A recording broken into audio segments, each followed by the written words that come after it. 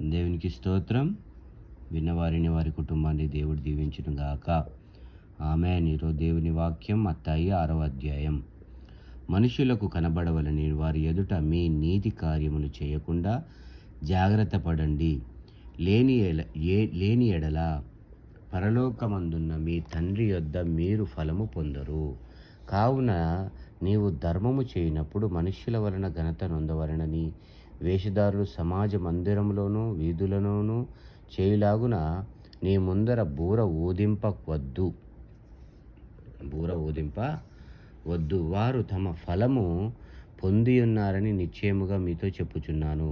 నీవైతే ధర్మం చేయనప్పుడు నీ ధర్మము రహస్యముగా నుండు నిమిత్తము నీ కుడి చెయ్యి చేయునది నీ ఎడమ చేతికి తెలియక ఉండవలెను. అట్లయితే రహస్యమందు చూచి నీ తండ్రి నీకు ప్రతిఫలమిచ్చును. ఆమేన్.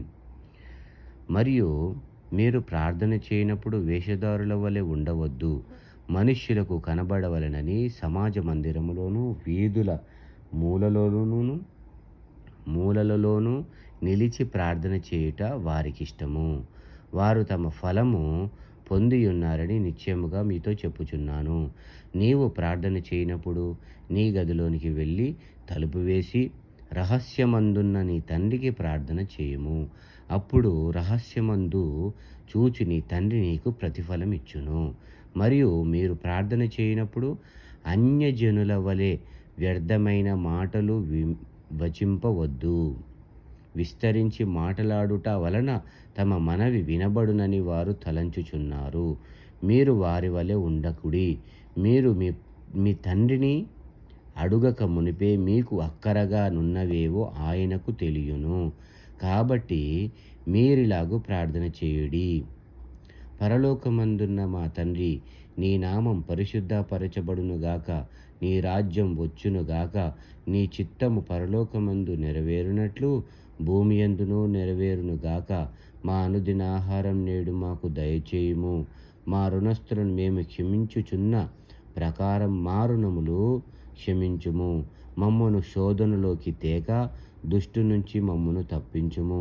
మనుష్యుల అపరాధములను మీరు క్షమించిన ఎడల మీ పరలోకపు తండ్రియో మీ అపరాధములను క్షమించును. మీరు మనుష్యుల అపరాధములను క్షమింపక పోయిన ఎడల మీ తండ్రియు మీ అపరాధములను క్షమింపడు. మీరు ఉపవాసము చేయునప్పుడు వేషధారుల వలె దుఃఖముఖములై ఉండకుడి. తాము ఉపవాసము చేయుచున్నట్లు మనుష్యులకు కనబడవలెనని వారు తమ ముఖములను వికారము చేసుకొందురు. వారు తమ ఫలము పొందియున్నారని నిశ్చయముగా మీతో చెప్పుచున్నాను. ఉపవాసము చేయుచున్నట్టు మనుష్యులకు కనబడవలనని కాక రహస్యమందున్న నీ తండ్రికే కనబడవలనని నీవు ఉపవాసము చేయునప్పుడు నీ తల అంటుకొని నీ ముఖము కడుగుకొనుము. అప్పుడు రహస్యమందు చూచుచున్న నీ తండ్రి నీకు ప్రతిఫలమిచ్చును. భూమి మీద మీ కొరకు ధనము కూర్చుకొనవద్దు. ఇక్కడ చిమ్మటయు తుప్పును తినివేయును, దొంగలు కన్నము వేసి దొంగిలెదరు. పరలోకమందు మీ కొరకు ధనము కూర్చుకొనుడి. అచ్చట చిమ్మటయైనను తుప్పైనను దాని తినివేయదు. దొంగలు కన్నము వేసి దొంగిలరు. నీ ధనం ఎక్కడ ఉండునో అక్కడే నీ హృదయము ఉండును. దేహమునకు దీపము కన్నే గనుక నీ కన్ను తేటగా ఉండిన ఎడల నీ దేహమంతయు వెలుగుమయమై ఉండును. నీ కన్ను చెడినదైతే నీ దేహమంతయు చీకటిమయమై ఉండును. నీలోనున్న వెలుగు చీకటి అయి ఉండిన ఎడల ఆ చీకటి ఎంతో గొప్పది. ఎవడును ఇద్దరు యజమానులకు దాసుడుగా నుండనేరడు. అతడు ఒకని ద్వేషించి ఒకని ప్రేమించును, లేదా ఒకని పక్షముగా నుండి ఒకని తృణీకరించును. మీరు దేవునికిని సిరికిని దాసులుగా నుండనేరరు. అందువలన నేను మీతో చెప్పునదేమనగా, ఏమి తిందుమో ఏమి త్రాగుదుమో అని మీ ప్రాణమును గూర్చి అయినను ఏమి ధరించుకొందుమో అని మీ దేహమును గురించి అయినను చింతింపకుడి. ఆహారము కంటే ప్రాణము, వస్త్రము కంటే దేహము గొప్పవి కావా? ఆకాశ పక్షులను చూడుడి, అవి విత్తవు, కోయవు, కొట్లలో కూర్చుకొనవు, అయినను మీ పరలోకపు తండ్రి వాటిని పోషించుచున్నాడు. మీరు వాటికంటే బహుశ్రేష్ఠులు కారా? మీలో నెవడు చింతించుట వలన తన ఎత్తు మూరడెక్కువ చేసుకొనగలడా? తన ఎత్తు మూరడెక్కువ చేసుకొనగలడు. వస్త్రములను గూర్చి మీరు చింతింపనేలా?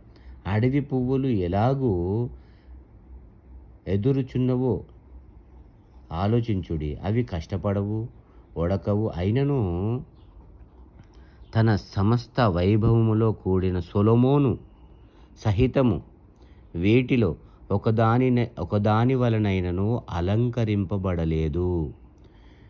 నేడుండు రేపు పోయిలో వేయబడు అడవి గడ్డిని దేవుడిలాగు అలంకరించిన ఎడల అల్పవిశ్వాసులారా, మీకు మరి నిశ్చయముగా వస్త్రములు ధరింపజేయును గదా. కాబట్టి ఏమి తిందుమో, ఏమి త్రాగుదుమో, ఏమి ధరించుకొందుమో అని చింతింపకుడి.